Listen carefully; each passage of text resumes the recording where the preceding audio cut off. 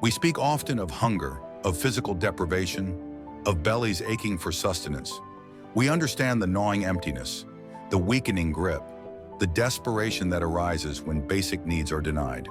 Images flood our screens, reminding us of places where the earth itself seems starved, offering little to those who toil upon it. But there is another famine, one less visible, less dramatic in its initial stages, yet just as corrosive to the human spirit. It is not a famine of food, but of something equally essential, something we are born with, something we believe is limitless: time. We are living through a time famine, and unlike the droughts that parch the land, this scarcity is not imposed by nature. It is manufactured. It is self-inflicted. This isn't simply about being busy. Busyness is a badge we wear, a status symbol in a society obsessed with production. Time famine is deeper. It's the chronic, pervasive feeling of being perpetually rushed, of having too much to do and never enough time to do it.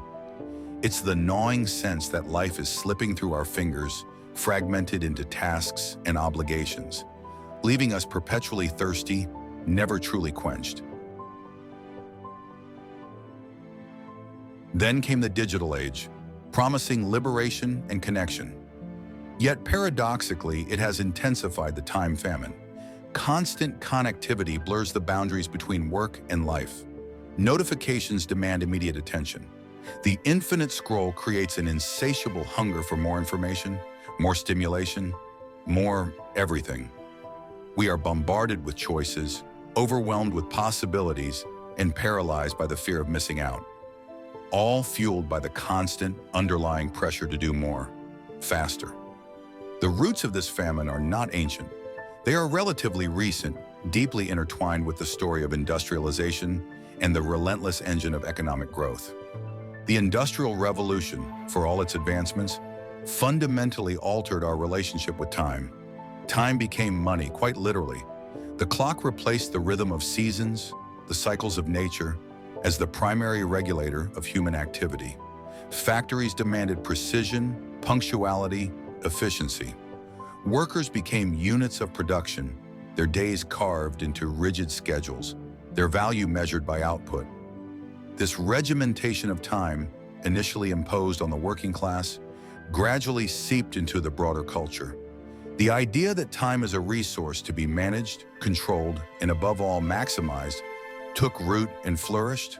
The rise of consumerism fueled the fire.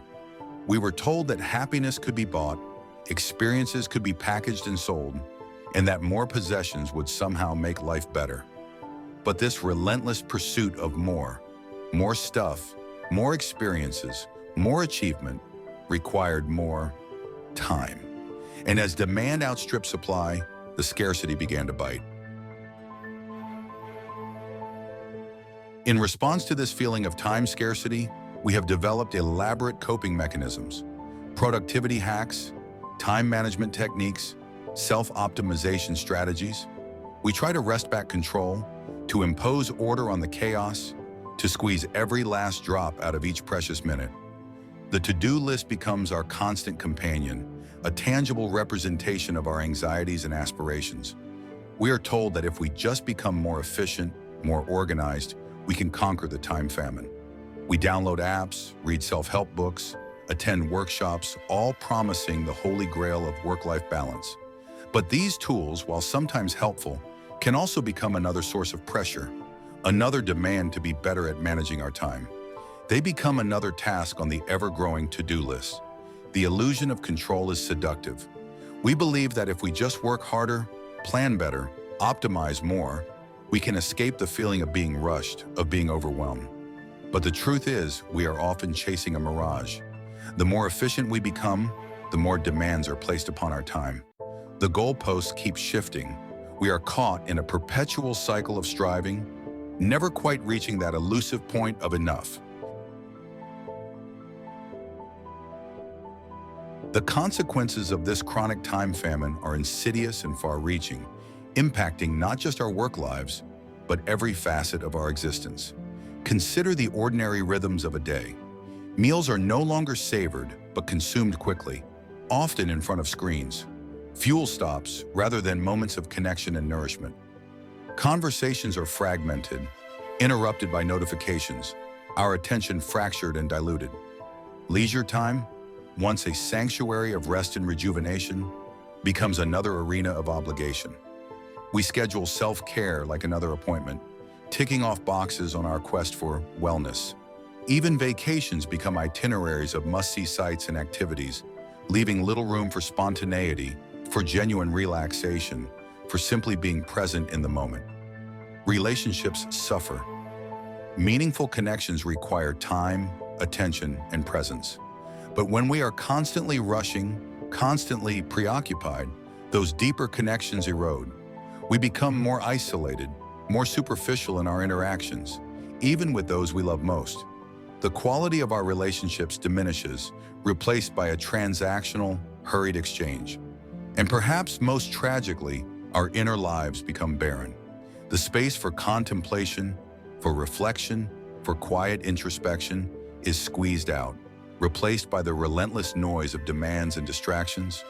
We lose touch with ourselves, with our inner voice, with the deeper currents of our own being. We become strangers to ourselves, adrift in a sea of obligations and anxieties. The costs of time famine are not always immediately visible, not always quantifiable in economic terms. They are the invisible tolls, the subtle erosions that wear away at our well-being, our happiness, and our very humanity. Stress becomes chronic, a constant background hum that we learn to ignore, until it manifests in physical symptoms. Headaches, fatigue, digestive problems, weakened immunity. Mental health suffers, anxiety escalates, depression deepens. Burnout becomes commonplace, a state of emotional, physical, and mental exhaustion resulting from prolonged or excessive stress. We become depleted, cynical, losing our sense of purpose and meaning. The joy seeps out of life, leaving behind a gray landscape of obligation and exhaustion. Creativity withers.